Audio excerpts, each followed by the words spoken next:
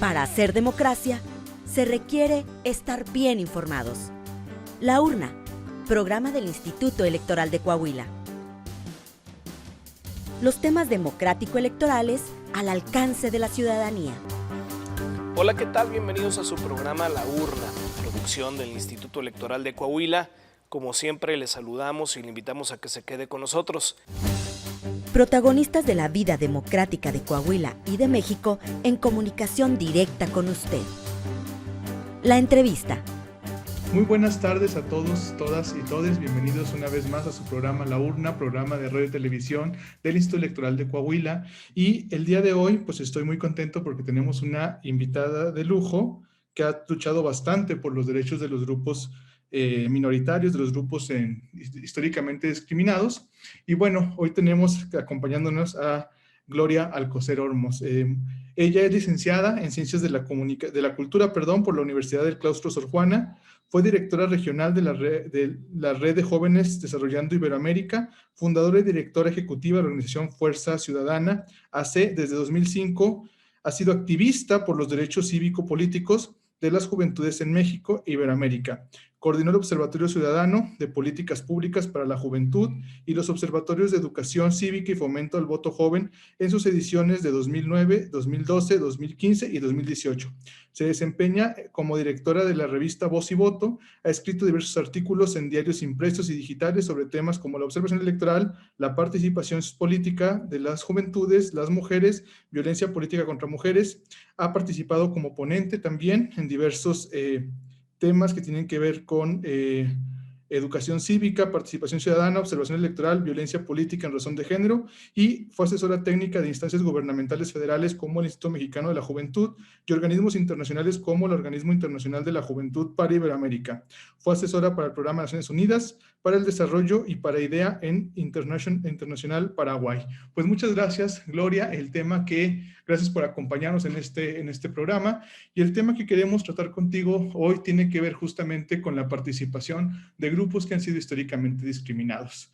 En ese sentido, pues te agradezco mucho que hayas decidido participar, y la primera pregunta con la que abriríamos es: ¿cuál es la importancia de la participación política de todos los grupos históricamente discriminados dentro de una democracia?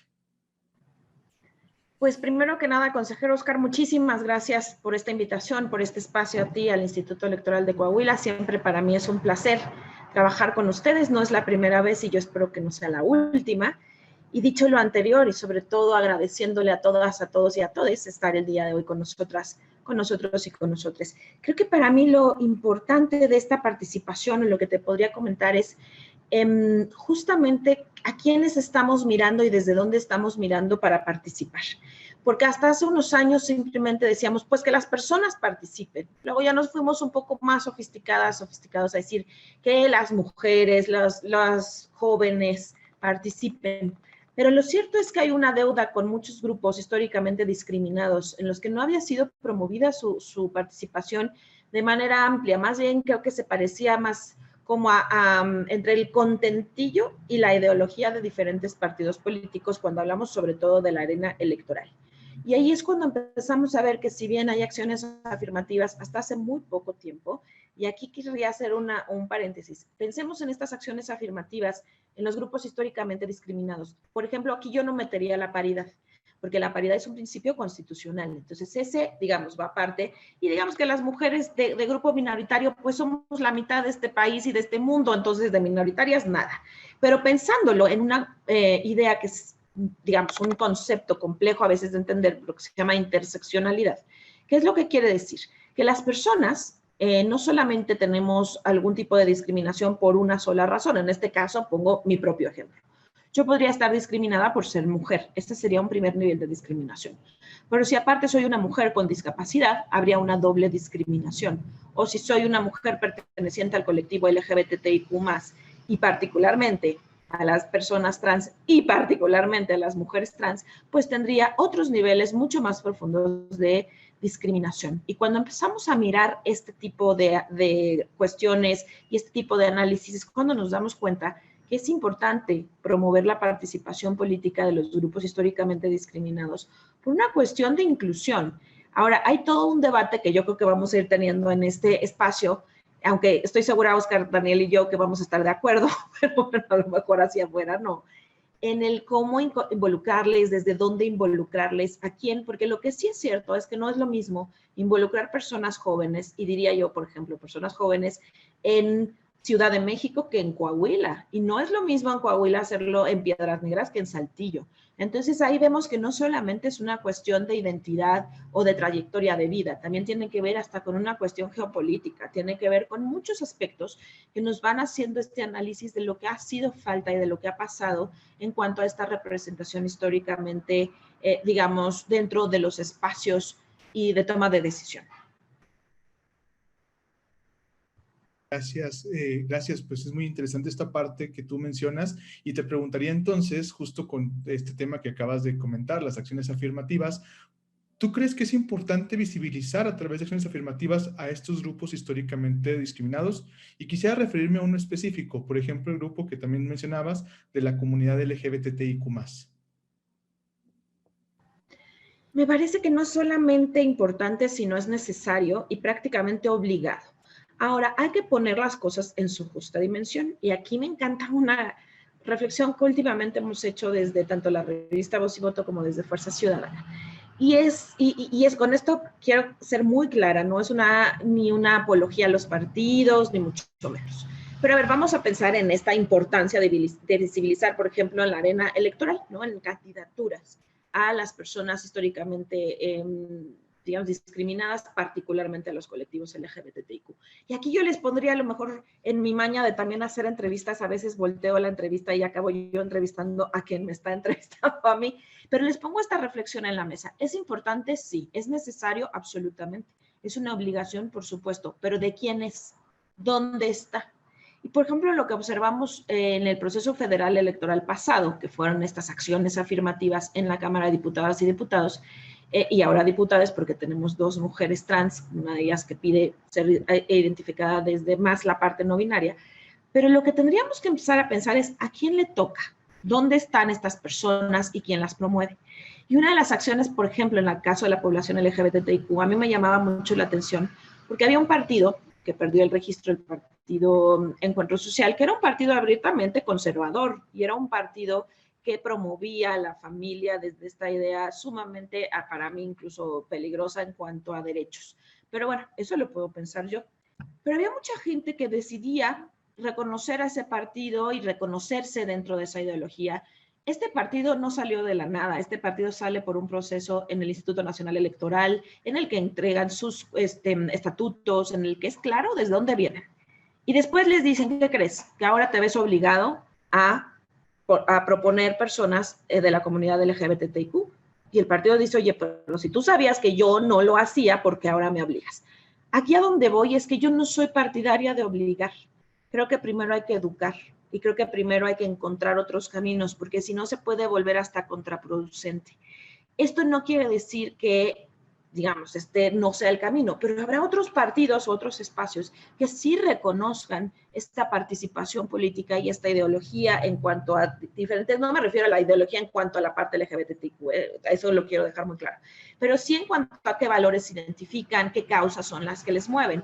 Entonces creo que aquí también lo que hay que hacer ese análisis profundo es que la igualdad, uno no es igual, ni por decreto, ni por obligación, sino por una profunda reflexión y un profundo análisis. Y si yo, por ejemplo, quisiera ser parte de uno de estos espacios a través de una de estas acciones afirmativas, pues tendría también que averiguar con quién me querría ir, o sea, quién está promoviendo la agenda con la que yo estoy, porque no se nos olviden que los partidos tienen no solamente plataformas electorales, sino estatutos. Y ellos son, hasta donde yo me quedé en el caso, digamos, la parte independiente se cuece aparte. Pero en esta representación política y en estas arenas electorales, vale mucho la pena, consejero, que empecemos a hacer esas reflexiones. ¿A quién queremos? ¿Dónde queremos? Porque si no, incluso puede parecer oportunista. Y recuerdo este mismo caso de este mismo partido, el Partido Conservador, más conservador en contra de, no solamente conservador, sino abiertamente discriminatorio con ciertos grupos y causas. Y mujeres feministas diciendo, ay, pues no importa, yo me postulo ahí porque pues al final es un espacio. Óigame, no, a ver, espérame tantito, ¿cómo que entonces hay que colarse por los resquicios? No, hay que ser congruentes en la vida. Y lo que queremos son espacios de representación legítimos, congruentes. Entonces también tendríamos que pensar esos mecanismos para llegar a esos espacios. Muchas gracias. Pues es una visión interesante en ese sentido, porque justamente pues la técnica o digamos, lo que último ha sido a partir de los tribunales es la obligación. Más que esta parte de que sea un poco más orgánica la entrada de los partidos por parte de los grupos LGBT. Y bueno, fíjate que tomas un punto muy interesante que tiene que ver con la parte social. Entonces, yo te iba a preguntar en este caso, y creo que ya me respondiste en buena parte de esa, si tú considerabas, si se justificaban las cuotas. Me parece que tenemos esta parte bastante interesante. Sin embargo, te quería preguntar también en ese sentido, pues existen muchos tipos de grupos, tú lo dijiste, socialmente discriminados. El grupo LGBT en general lo es, y tú lo mencionabas, no es lo mismo ser parte de la diversidad sexual, parte del grupo LGBT, a ser específicamente de un grupo, por ejemplo, los hombres y mujeres trans. En ese sentido, en este caso, por ejemplo, los trans, ¿crees que se necesitan mecanismos para mayor fortalecimiento de estos grupos? ¿Crees que en ese sentido tendríamos que hacer alguna acción específica en ese sentido? A ver, yo creo que primero hay que entender muy bien, y yo en esto quiero ser muy clara. Yo no soy una persona trans, ni soy una mujer trans. Creo que lo primero que hay que preguntarles es a ellas y a ellos. O sea, desde dónde se miran. Eso es lo primero que habría que estar haciendo, consejero, porque si no les preguntamos, y tú y yo, desde nuestras condiciones, historias de vida, y por más empática o empáticos que queramos ser, no tenemos esa misma experiencia. Pero lo cierto es que desde mi trabajo, desde hace muchos años, y haciendo, por ejemplo, Fuerza Ciudadana fue la primera organización en el país que hizo una observación electoral del protocolo trans.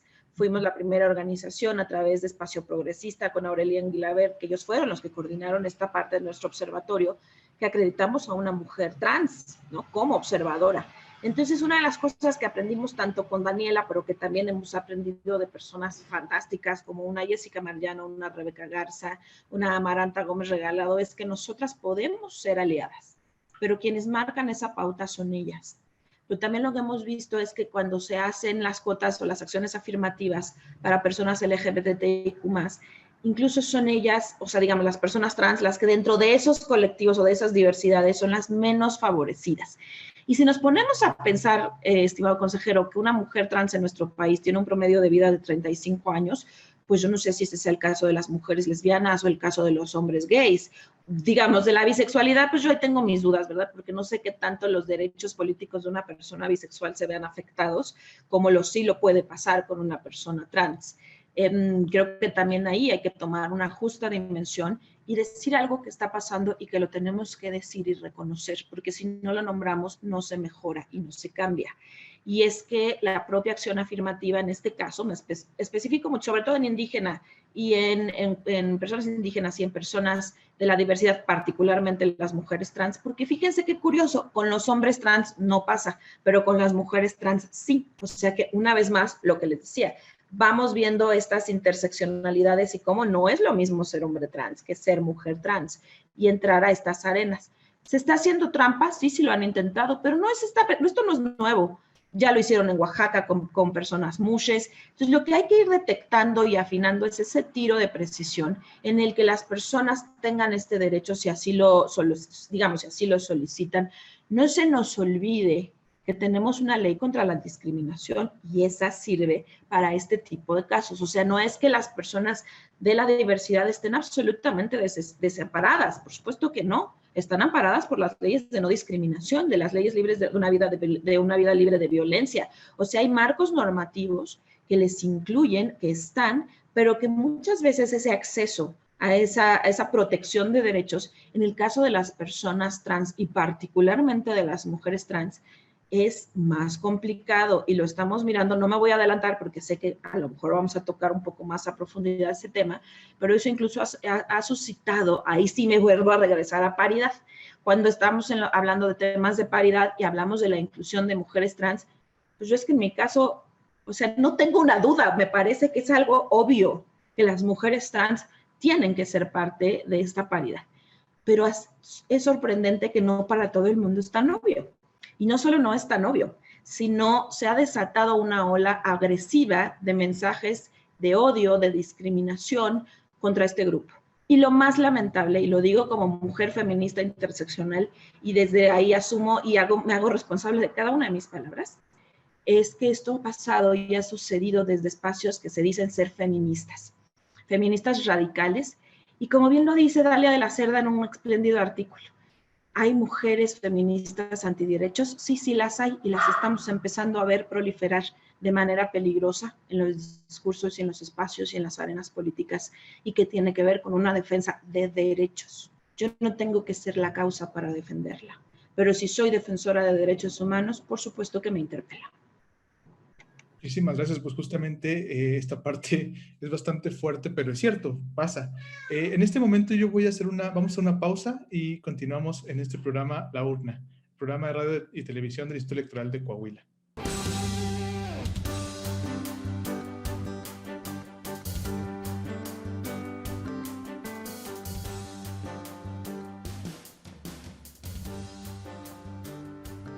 Muy buenas tardes a todas y todos y todes. Bienvenidas y bienvenidos nuevamente a su programa La Urna, programa de radio y televisión del Instituto Electoral de Coahuila. Y estamos tratando un tema muy interesante con nuestra invitada Gloria Alcocer, que nos está hablando precisamente de la participación de grupos históricamente discriminados dentro de un contexto de democracia. Y antes de irnos a la pausa, Gloria, tú mencionabas un tema bastante interesante que tiene que ver con algunos discursos que pues, se han establecido en el espacio público desde grupos que en principio deberían de ser, pues digamos, progresistas. En ese sentido, yo te preguntaría directamente sobre lo que acabas de decir. De acuerdo, ¿cuál es tu opinión respecto a ciertos discursos en los que se promueve la idea de que el género debe ser abolido y por lo tanto las personas trans no pueden, en la realidad, cambiar de sexo? ¿Podría considerarse un discurso de odio o sería otro tipo de forma expresiva de discriminación? A ver, creo que aquí estamos viendo, por ejemplo, yo así lo veo, trabajo desde hace muchos años, para ser exacta, casi 18, con personas jóvenes, y sobre todo con mujeres jóvenes y activistas y en las arenas políticas. Y lo que veo claramente es no sé si llamarlo nueva ola, pero sí una nueva forma de mirarse desde el feminismo y desde la inclusión para muchas personas jóvenes, quienes ya ni siquiera les es una discusión si una mujer trans es mujer trans, simplemente es una mujer, punto, ¿no? O un hombre trans o una persona no binaria. Empiezan a mirar, ya tiene unos años, pero digamos ahora, a estos días, empiezan a mirar toda la parte de identidad sexogenérica mucho más fluida y como no siendo un tema. Creo que de quien es un gran tema es de un feminismo que viene más o menos de los 70s, de los 60s, que viene justamente de los feminismos radicales, donde no se nos olvide que estos feminismos en algún momento incluso negaban la existencia dentro de los feminismos de las mujeres lesbianas. No volteaban a ver a las mujeres negras o racializadas, no volteaban a ver, bueno, discapacidad, olvídalo, ¿no? Entonces, cuando hablamos de feminismos, ¿de quién estamos hablando? Eso también es bien interesante y creo que eso tiene mucho que ver con este feminismo que ahora le llaman blanco. Yo no sé si sea precisamente el mejor adjetivo, pero sí que es un feminismo que viene de las élites, que viene de las universidades, que viene de mujeres que tienen o han tenido un privilegio bastante fuerte y que han tenido esta oportunidad de mirar al feminismo en esa humana, que bueno, yo casi me doy un balazo cuando escucho esas cosas, porque de verdad me parece que hay un retroceso. Y echar para atrás género me parece no solamente una mala idea, sino me parece absurdo, y me parece absurdo por todo lo que se ha logrado desde las categorías de género, y cómo ahora irrumpe. Yo de verdad ahora conozco, no voy a decir nombres, pero conozco muchas mujeres que cuando menos hace un año no era su discurso y que de repente ahora antes me decían feminazi, ahora me dicen trans, TERF. que es TERF, son las feministas digamos, las que no reconocen a las mujeres trans ni a las poblaciones dentro, ahí es donde está la discusión, dentro o no de los espacios político-feministas. Pero que no se nos olvide que las arenas electorales y políticas no son solo feministas, eso es lo primero que hay que entender. Entonces, si seguimos discutiendo si son o no mujeres y desde dónde, pues lamentablemente, como lo decía en el bloque pasado, también hay estos grupos de mujeres feministas antiderechos que están diciendo de ninguna manera, pero no solo las feministas. O sea, está viendo esta visión que surge de espacios y de colectivas verdaderamente siniestras, porque si uno lee sus principios, y yo no te digo quiénes lo escribieron, Oscar, simplemente te entrego el panfleto, vas a decir, esto lo hizo la ultraderecha, y no.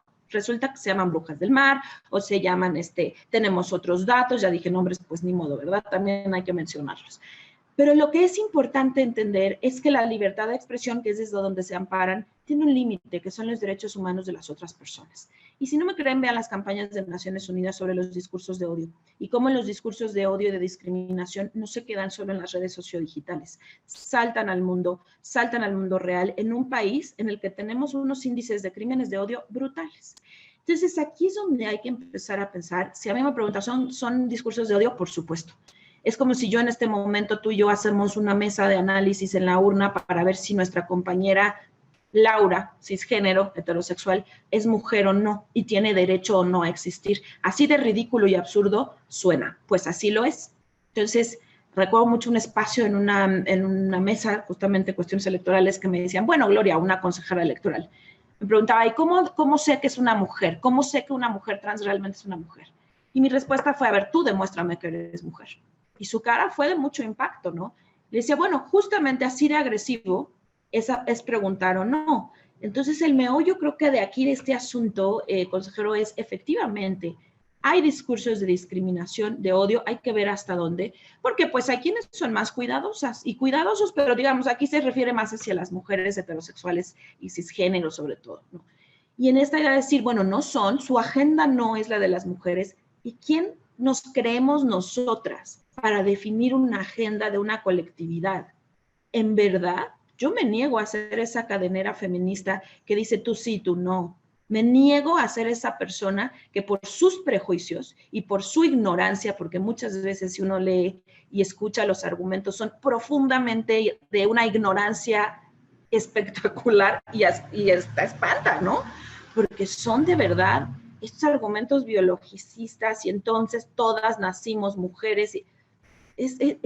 Hay que empezar a ver el mundo. Yo creo que muchas personas jóvenes ya lo hacen y yo invito a estas compañeras del feminismo de los 60s y de los 70s a dejar de querer dominar el espacio de la arena y el discurso. Tenemos que empezar a mirar a estas otras formas y no vamos a abolir el género, todo lo contrario. Y lo estamos viendo en normativas y criterios de la Suprema Corte de Justicia, en determinaciones legales en las que se reconocen a las personas transgénero, las no binarias, lejos de borrarlas y que dejen de decir que nos están borrando porque nadie está borrando a nadie. Muchas gracias. Mira, tengo una pregunta interesante sobre el tema porque justamente nos ha, digamos, causado muchos debates en cuestiones electorales sobre qué pasa en el principio de paridad y las mujeres trans.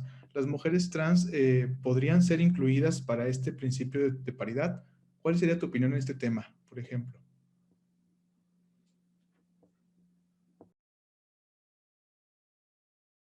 Pues lo dije hace ratito y lo sostengo, los hombres trans en la parte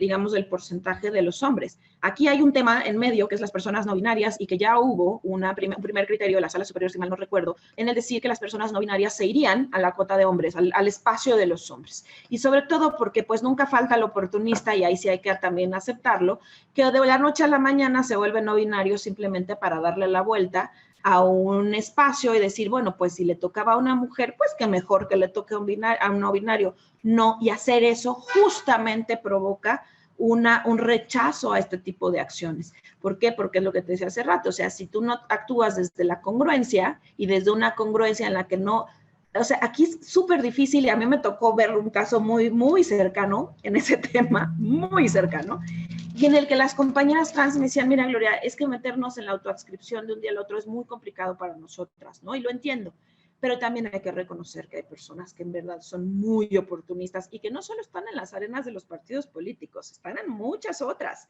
Entonces ahí es donde hay que reconocer los espacios, pero sin duda, sin temor a equivocarme, por supuesto que en la paridad las mujeres trans tienen que estar, sí, o sea, no tengo otra opinión. Y en cuanto a los no binarias, las personas no binarias, por ejemplo, tenemos otro asunto, y lo acabas de mencionar. ¿Cómo garantizaríamos los derechos político-electorales de estas personas? ¿Cómo crees tú que pudiera ser eso? A ver, yo aquí he tenido esa conversación muy interesante con diferentes especialistas electorales, que hay unos que me dicen, ay, ya, es too much, ¿no? O sea, ya no binarios y ahora sexuales, todo. Yo creo que la primera gran pregunta es reconocer y entender si por tu identidad sexogenérica estás sufriendo discriminación. Y en esa discriminación entran tus derechos político-electorales. Si es así, entonces sí tendrá que haber una medida afirmativa, pero no solo una acción afirmativa, porque el reconocimiento de las personas no binarias, por ejemplo, pues el solo reconocimiento no es una acción electoral, es una acción más política y de derechos humanos. Pero lo que hay que sobre todo pensar es si de verdad está afectado o no el derecho. Creo que aquí lo importante es entender que si los espacios se requieren, deben de existir, pero no porque deben de existir, tienen que llenarse a fuerza. Eso también hay que entenderlo, porque creo que cuando uno estira la liga de esa manera, flaco favor se hace.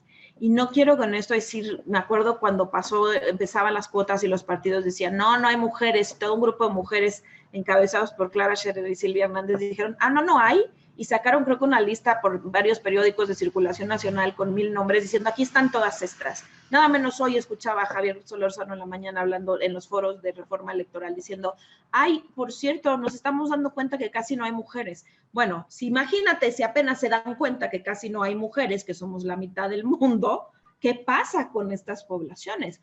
Entonces hay que hacerlas visibles.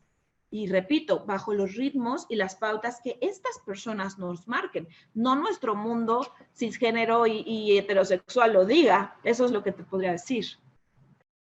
Pues mira, nos quedan un par de minutos, interesantísimo el tema, yo creo que nos da para toda otra hora más de buscar, pero ya finalmente para cerrar este bloque y con la invitación para una segunda parte en esta entrevista, pues ¿cuáles serían tus reflexiones finales sobre este tema? Mis reflexiones finales serían no a los discursos de odio, de discriminación, no señoras, señores, pero sobre todo señoras, el negar la existencia de una población, el decir que ser mujer no es un sentimiento, es un discurso de discriminación.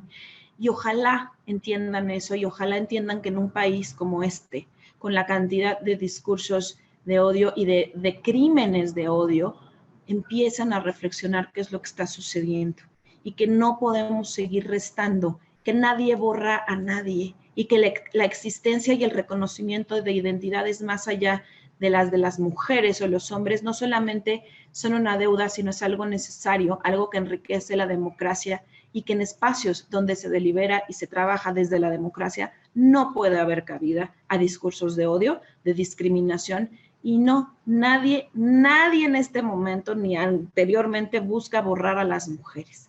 Esto se trata de sumar fuerzas y voluntades y sobre todo de reconocer que hay un mundo más allá del que nos enseñaron. Seamos generosas, no nos cuesta lo más mínimo y simplemente es abrir los ojos y cerrar los prejuicios. Eso es lo que les diría. Pues me quedo con nos quedamos con esta reflexión. Muchas gracias, Gloria, por aceptar esta invitación y pues yo le agradezco a todas las personas que nos siguen en las plataformas, tanto como el programa de televisión. Esto fue La Urna, programa de radio y televisión del Instituto Electoral de Coahuila. Muchísimas gracias a todas y todos. Y bueno, fue todo. Muchísimas gracias por haber estado aquí con nosotros en su programa La Urna, esta producción del Instituto Electoral de Coahuila. Nos puede seguir también en redes sociales, en Facebook como laurna.programa radiofónico del IEC, en Instagram, programa-radiofónico y en Twitter, laurna-IEC. Queremos tener comunicación con usted. Pásenla muy bien. Hasta la próxima semana. Gracias por acompañarnos en una emisión más de La Urna, llevado hasta ustedes por el Instituto Electoral de Coahuila. Nos escuchamos en nuestra próxima emisión.